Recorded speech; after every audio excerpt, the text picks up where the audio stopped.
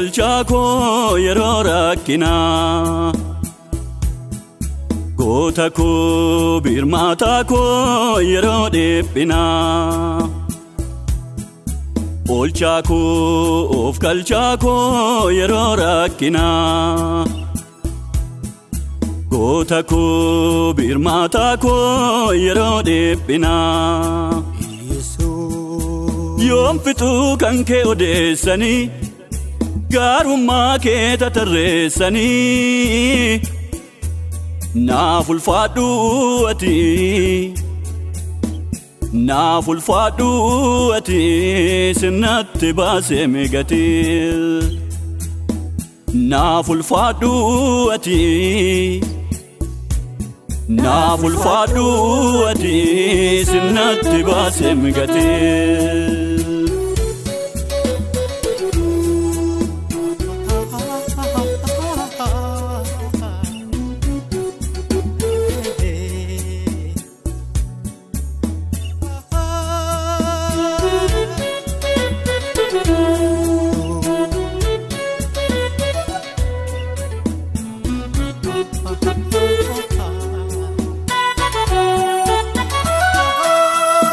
Darbatamullee darbatame harka keetiin nammatame darbatamullee darbatame harka keetiin nammatame jabuu lafee olera simbir maduu ba'era jabuu lafee olera simbir maduu ba'era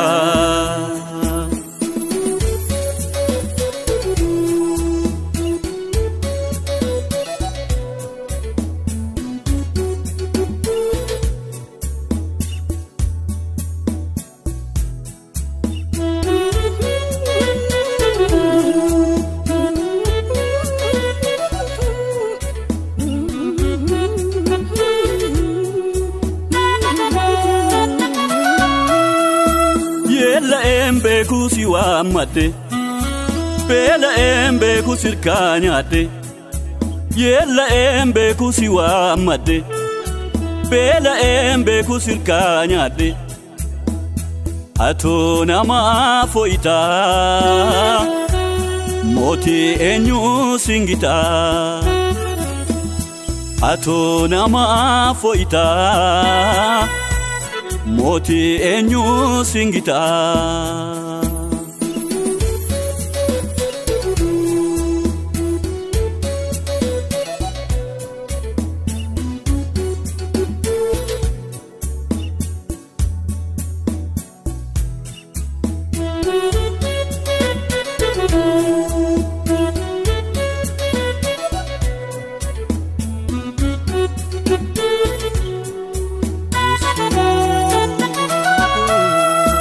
eenyutu sitti na baasare aan harkaa keerraa nyaadheen bare eenyutu sitti na baasare aan harkaa keerraa nyaadheen bare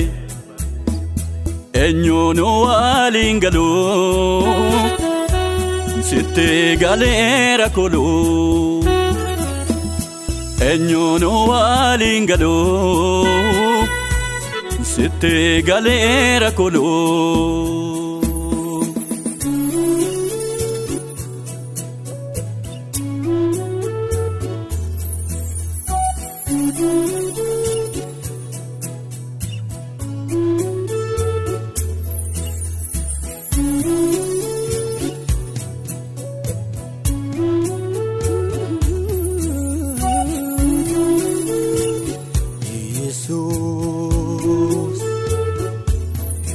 Rakkina keessatti gargaaraa ta'uun kee beekamaadha abidda keessatti asharri waayyaa koo eegamaadha rakkina keessatti gargaaraa ta'uun kee beekamaadha abidda keessatti asharri waayyaa koo eegamaadha rakkina keessatti gargaaraa ta'uun kee beekamaadha. Abidda keessatti shaasharri wayyaa koo eegamaadha. Sinnatti baasee meegatii